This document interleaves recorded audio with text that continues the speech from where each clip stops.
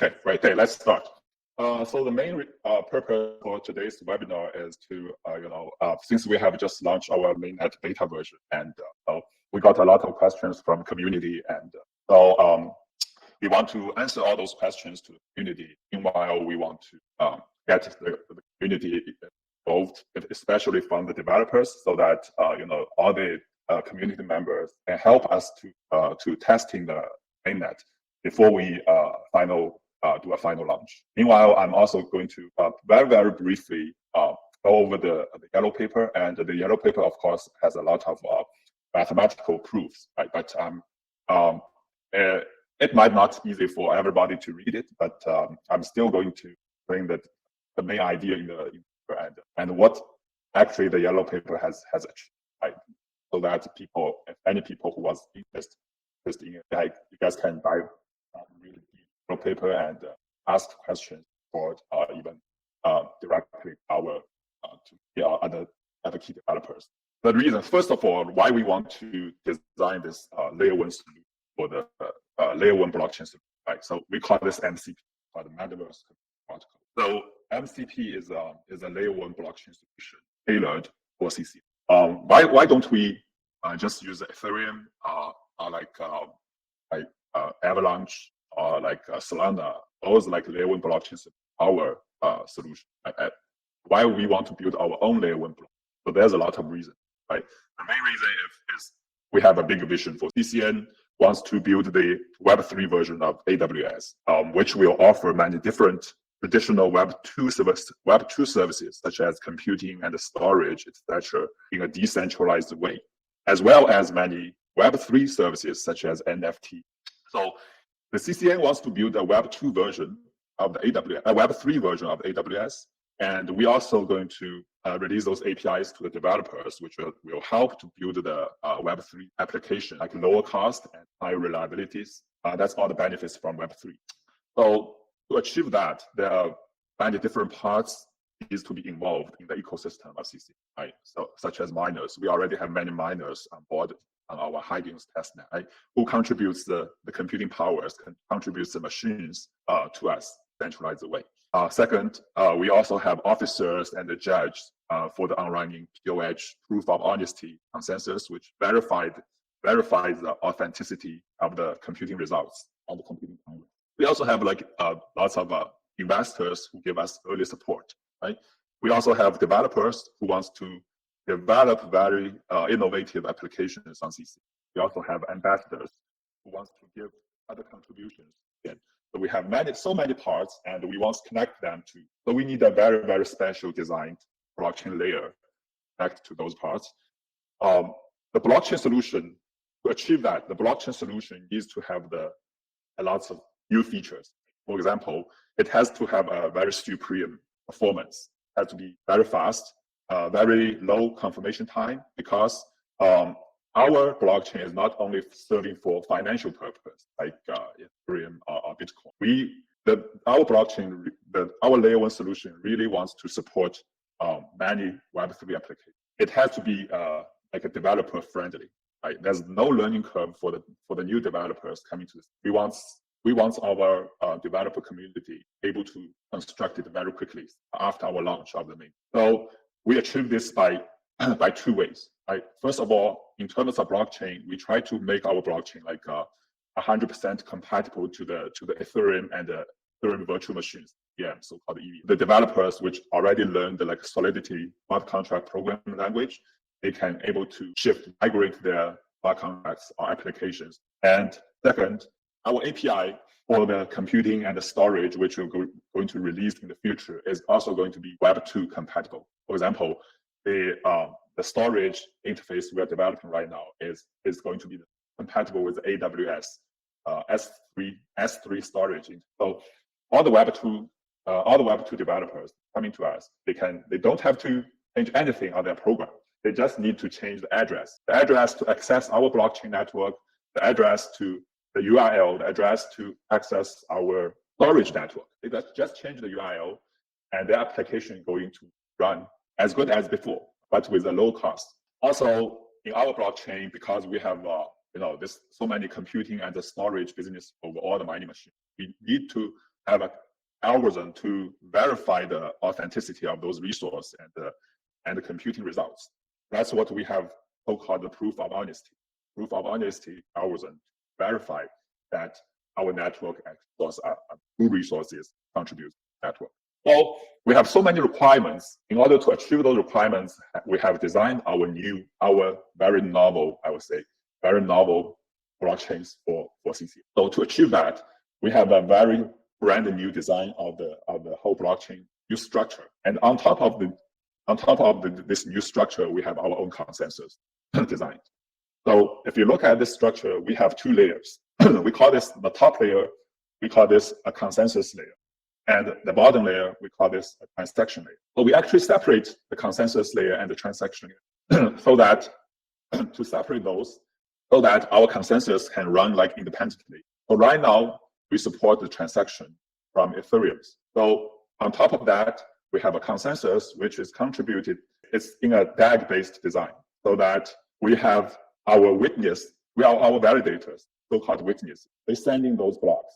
First of all, let me clarify the terminologies. Right? I call this like squares in the bottom. It's called transactions, and the circles on the top call this blocks. So we have blocks in the consensus layer. So the blocks was proposed by our witnesses, our validator. Right?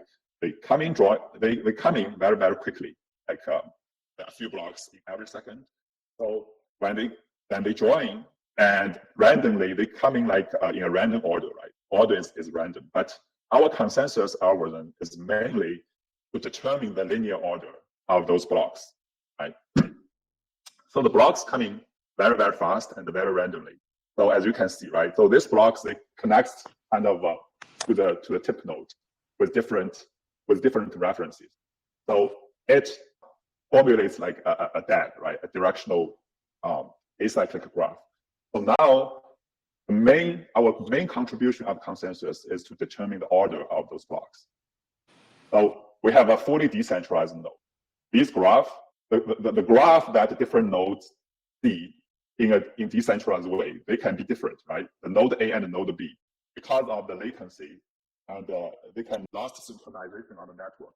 The real graph they are going to see will be different, right? Some node might be a little bit behind, because they are not as synchronized as fast as other nodes. However, our consensus algorithm guarantees that the order of those blocks that these nodes can see are actually has exactly the same order. So in this example, we have 1, 2, 3, 4, 5, 6, 9. We have 9 blocks, so that I marked the order here, which is the order actually determined by our consensus. So when one block comes in, this block is going to refer to a transaction. So we have a node which receives all the transactions from the peer-to-peer network. So those transactions we put into the queue. And when the blocks come in, it's going to give references, right? For example, in this example, we have two accounts sending transactions. So on the first row, we have account number 1, and on the second row, we have account number. So the nth transaction, the noise plus n, and the nth transaction, the second transaction n plus 1. For the second account, it sends the transaction m and transaction m plus 1. Sorry, there's a typo here. So that should be m and m plus 1. So I have 4 transactions. Then the blocks comes in and they're going to refer to those transactions. Now, for account 1, it was referred by block number 2 and block number 4. And on account number 2, these 2 transactions were referred by 4 and number 5. So we have a DAG-based design. We can bring up the concept called blocks, which is similarly to Ethereum, right? So we have block number 2, which has 1 transaction, and we have block number 4, which has 2 transactions. So we define those transactions and define those blocks so that we have those concepts that makes us possible to make our APIs and be compatible with it. In a traditional DAG, if you read a lot of like DAG-based projects, they don't split those concepts of transactions and blocks because ideally the transaction and the blocks are the same thing. However, in our design, we bring up those transactions, also like a concept called like a virtual blocks, so that our interface could be compatible. So that's a novel design of us. Like we have a separation of consensus layer and transaction layer, and also the consensus layer is running in a DAG, which ideally many people already know, right? So DAG is supposed to be much faster and has a low transaction cost. As like a traditional blockchain, if you are taking a train, right? You first purchase a ticket. You purchase a ticket from a miner, and the miner filled the section into their block. Then they link that block to the blockchain. Like you first purchase a ticket, then you get onto the train. However, for DAG, the miner works afterwards. So you first get connected, whatever you want. You first just connect to the DAG, and then we have a consensus algorithm to determine the order of those transactions. So it's like when a train comes, you first get on board to the train. After you get on board, we are going to help you to find a seat in the train and then purchase a ticket. Right? You don't have to wait for the train and first purchase a ticket. So that's why the DAG can run faster than the traditional blockchains such as Bitcoin. It's well known.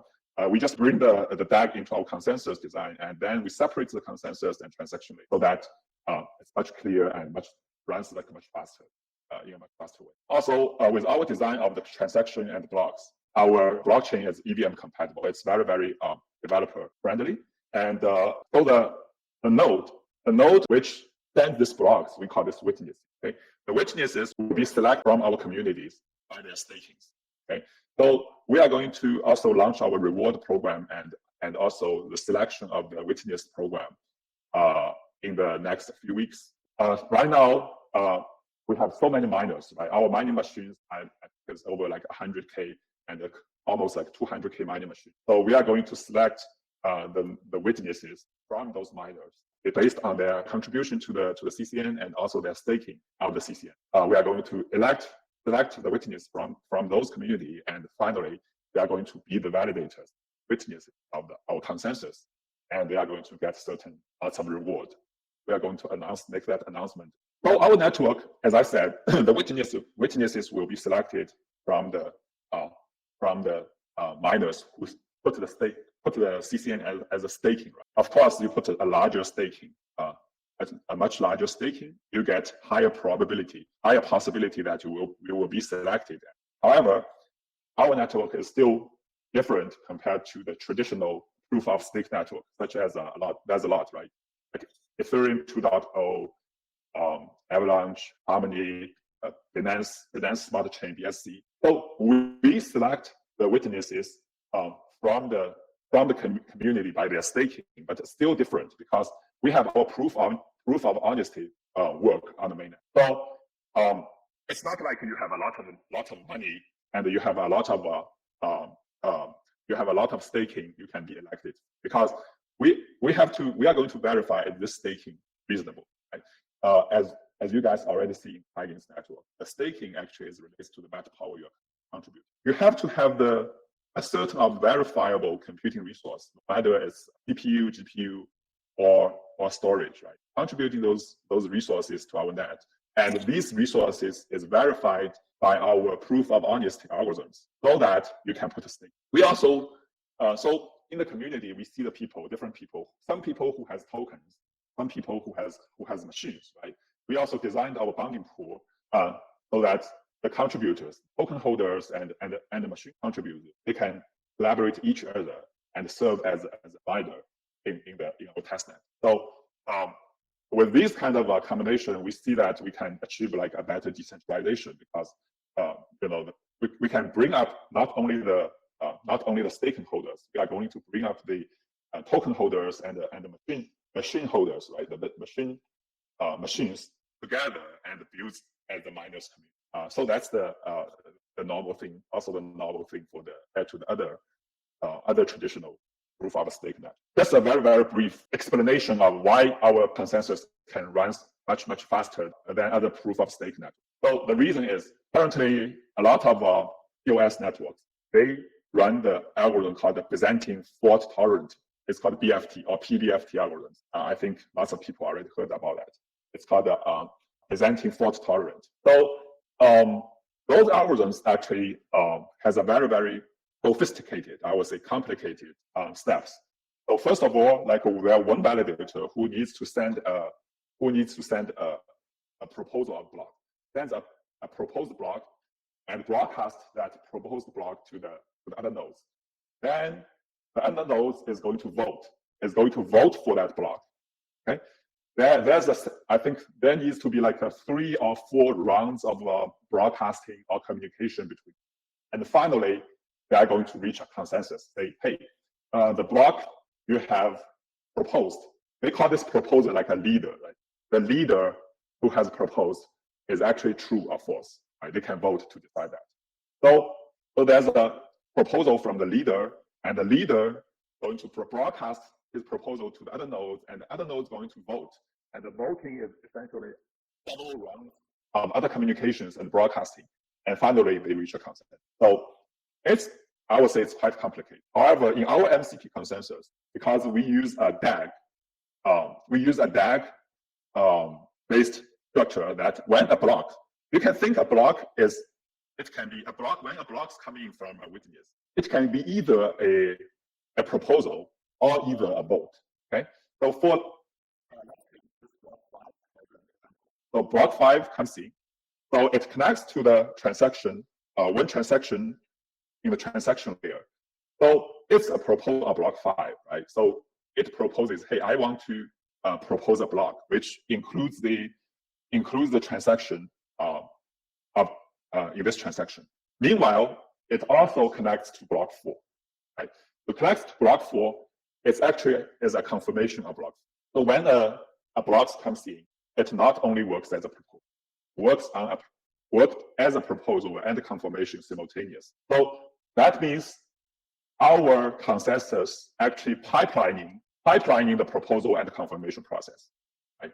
So you can think like it's like you have a lot of it's like a multi-thread. You can think like it's a multi-thread in a computer program. The proposal step and the voting step, they are pipelined so that they can be working on simultaneous. So it makes the consensus can run really fast and have a really fast confirmation. So let me roughly describe the performance right now we see on our mainnet.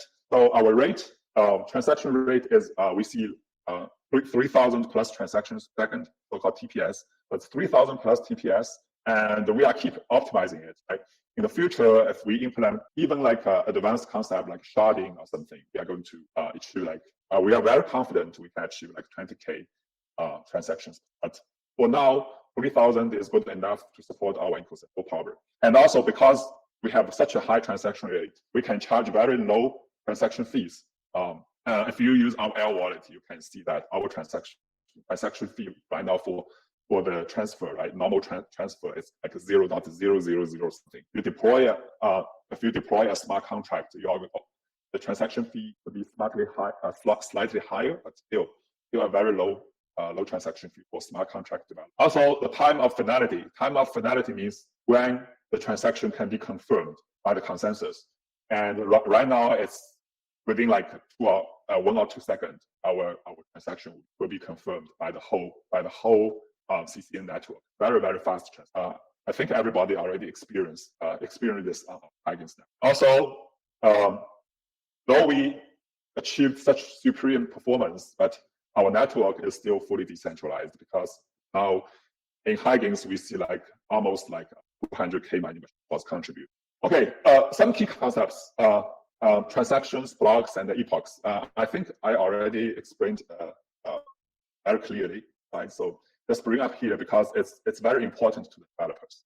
So as the developers, when they're doing debugging, they have to understand, hey, what's a transaction? What are blocks? So the transactions in the MCP is if you read the code, it's exactly the same format as Ethereum, right? Because we have to compatible with Ethereum. So the transaction MCP is one of the core functions that play the roles as the only thing that can change or update the MCP states. So it's exactly the same as Ethereum defined. So in the transaction, we have gas and gas limit, a gas cost, and the noise. The noise determines the order of the transactions. Right? Also, the transactions we have the from address and the to address, all those, and also the key signature, right? The signature from the senders. So all these stuff is the same as it. However, the blocks, which is the basic element in the MCP consensus, is completely different. It's completely different with Ethereum or other blockchains. So this is the core to the MCP, and it's constructed and understood by our witnesses. And the blocks forms a DAG I already explained, whose linear order the order of those blocks, the linear order of these blocks is determined by our concept. So we also have a concept called epochs. So the epochs is a predetermined time frame that witnesses are re-elected or rotated from a large set of validators. So we have right now in our community, we have so many miners contribute their machine to our network, our mainnet.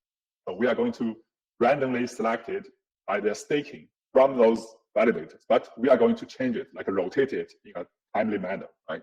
So the notation period could be 30 seconds or 1 minute. It has not been finally determined yet. So we just give the opportunity that all the miners that can get a chance to get elected, share the rewards of those validators. So that we can achieve the full decentralization. We don't want our validators' rewards to be only controlled by a very, very small set of miners. We want to. So the epoch is actually shift and rotate the witnesses so that everybody can get some rewards from our mining.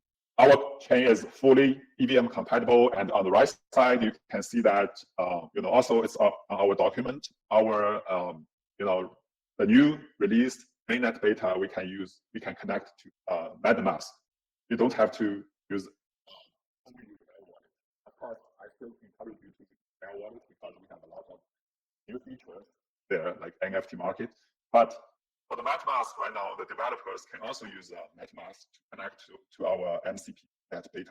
The mainnet is going to support ERC20, ERC721, NFT, also like Chainlink oracles and all the popular DeFi contracts.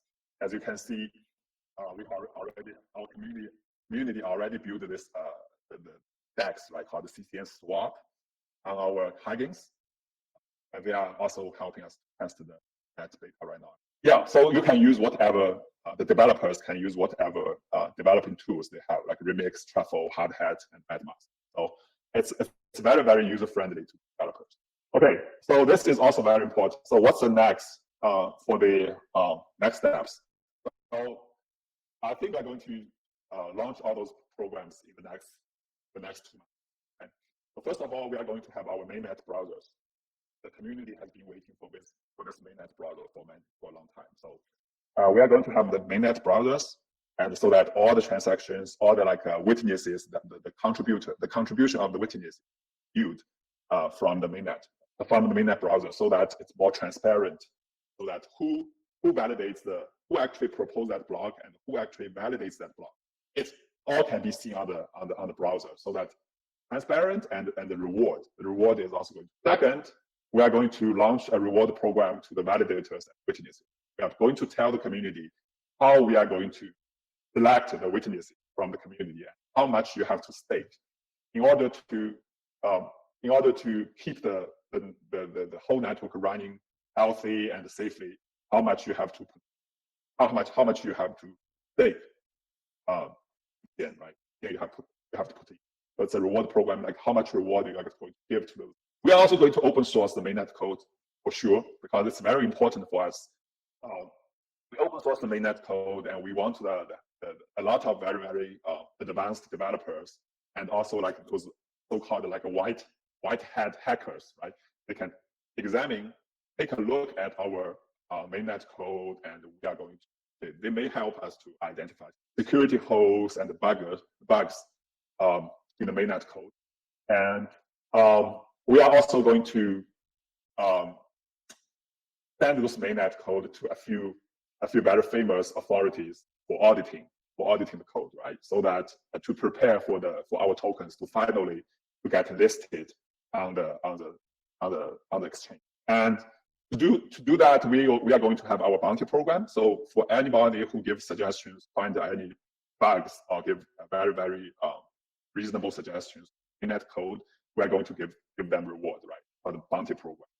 So also we are going to have hackathon. We already have collaborations with other very, very good communities to do the hackathon together. I think it's doing very well. It's going on very well, and we are going to make an announcement very soon. So hackathons, we bring up more developers from other communities.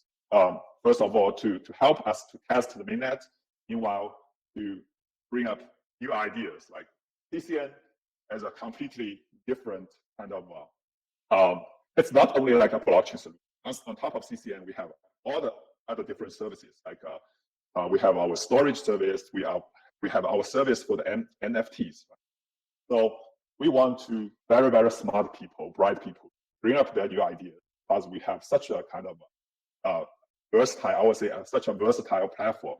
Provide that platform to them, and I hope those developers can really build very innovative applications on top of it. So the mainnet, after we do that, the mainnet will be launched after all these features. It has been fully tested by the community, right?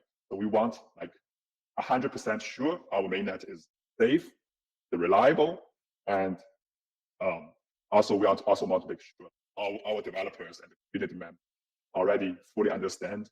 So after that, we are going to launch. All right. So that's the the introduction of a very brief introduction of mainnet. So I'm now going to the Yellowpaper. Right. So the Yellowpaper is already listed on our homepage, right? Computecoin homepage. You guys can download it. So in the Yellowpaper, it's lots of mathematical tools. Right? So mathematical proofs. But the key part is this algorithm. I just put a screenshot here. So we call this MCP consensus. It's written by a very, very strict mathematical way. So you have to understand all those notations by reading the Yellowpaper. And I don't have time to explain all those notations here. But if you're really interested, you can post your questions in Discord. I think we have our technicians, our researchers can answer your question. So the main result of the Yellowpaper is on these two theorems. Okay? So it looks like very short, very neat, but it takes us a lot of time. You guys already know our MCP was started. It's a project started from the university, Columbia University, starting from 2008, almost like 3 to 4 years ago. So spend us a lot of effort. So let me briefly explain what two theorems really tells about. So when you design a consensus algorithm, so there are two things. There are two things you need to care about it. One is the security, and one is the liveness. So what does that mean? The security means the consensus has to be secure, right? It cannot be hacked or attacked by some malicious node, by some malicious behavior. So that's the security. So for example, in Bitcoin or Ethereum, proof of work Ethereum, we have the security is like 51% attack, right? So there's assumption that if there's a 51% computing power, which is much higher than you, then he is able to do some bad things. It's going to broke the blockchain. And for some other consensus like PBFT, the Byzantine type of consensus, we need 2/3 of the nodes to be truthful tellers. So that means if you select, like say 100 nodes from the community and want those nodes to be the bad block validators, then the security of the blockchain has to, based on the assumption that 2/3 of the nodes are good nodes, right? Are truth nodes. They are not like malicious nodes. So all the blockchain consensus, they are based on some key assumptions. And then based on those key assumptions, they are going to prove that this blockchain. So it's same for us, right? So if we go to this graph, we have witnesses elected from the community. Those witnesses are proposing the blocks and voting the blocks. We also make some assumptions. Say 2/3 of the witnesses, they have to be good nodes, and they're not going to do like malicious or crazy things. And then we actually prove that with that assumption, our consensus is right. So no one is able to kind of to break those consensus. So that means all the transactions that different nodes see are still in the same order. So this this is security of the theorem. This theorem actually proves the security. So the next theorem is the liveness. The liveness means the good things always happen. Okay. So the security basically tells you the bad things can never happen. Okay. The theorem 2, it's called the liveness. The liveness means the good things will always happen. Okay. So it's like two different type of things for the consensus. Right? So the good things always happen. The liveness means if the blocks was proposed, right? Was proposed by the witness or the validator. The blocks was keep proposed. Then the witness will keep like moving forward, right? And it's not going to be stuck. It's not going to be stuck over there. For example, in this graph, we already have blocks like 1, 2, 3, 4, 5, 6, 7, 8. I have 9 blocks. Now the new blocks was keep generating, right? Who is going to be block number 10, right? So here we have 3 blocks, 3 empty blocks here. It's not being determined. So which one is going to be block 10? It has to be has a solution, right? If there's no solution, if all the nodes they cannot reach a consensus that on these 3 of nodes, which one is block 10, then we are in trouble. That means the further transaction, we are not able to confirm those transactions. And the consensus is just stuck over there, right? So the liveness mainly tells that if the new blocks was keep proposing by the witnesses, then finally they are going to reach a consensus, and the consensus will select one block, say block number 10, from those blocks, from different blocks. Okay, and this time the selected block is actually consensus block. That every node agrees that hey, this is the block 10 we are going to use. So to summarize, we have the yellow paper actually proves that we have security and also liveness. So the bad things can never happen, and the good things always happen. So let's take a look at this yellow paper. Okay, and everybody see my yellow paper? I assume that. Yes. So okay. So the paper is organized as following. We have an introduction, basically get an overview of all the popular DAG-based technologies. We referred like it used to be very popular projects like IOTA and Byteball, but now it's not as famous as it was. So we gave a very brief introduction of the blockchain technology and what is DAG and why we need DAG. Right? We also have a graph here, which is slightly different as what I presented here, because we made some changes. And then the second section, we have introduction of MCP DAG, right? So why we needed this MCP DAG? We call this MCP DAG. Why we need that? Okay? Here we define the graph inclusion relations and this block relations, right? We have to determine the order of the blocks. Then we have to formally define the relationship between these orders, like which a block can include another block, like reference orders. So we define those block comparison rules. If you want to have the order, you have to compare those blocks. Which block has to be put as a block before the other block? So we have to define those block comparison rules. And the best parent.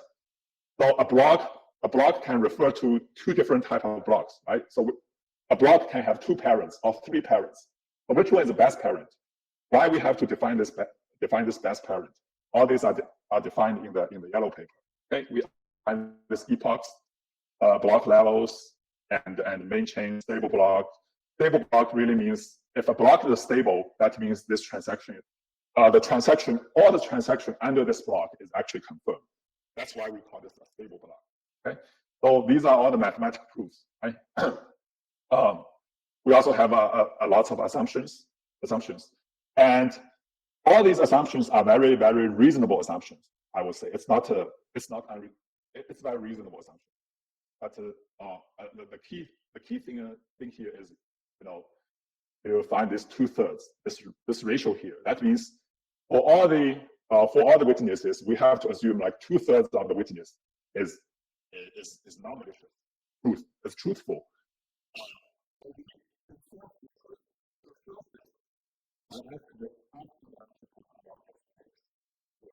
So that's what like a typical proof of stake network do. So if you want to be a witness in the MCP, you have to put a very, very large amount of stake. These are the proofs of the algorithm, and yeah, I'm not going to go over this. It's complicated. And the safety, right? It's the safety proof. So I would say the mathematical tools we have used, the mathematical tools is one is a graph theory, because the DAG is essential graph theory. Also, the mathematics, I think we use like a random process, a probability theory, because the blocks like arrive like randomly in like some distribution. We can assume like the blocks arrive in a Python distribution, with some random process of probability theory. We are proving those also. So that's the end of my presentation. Thank you, everybody.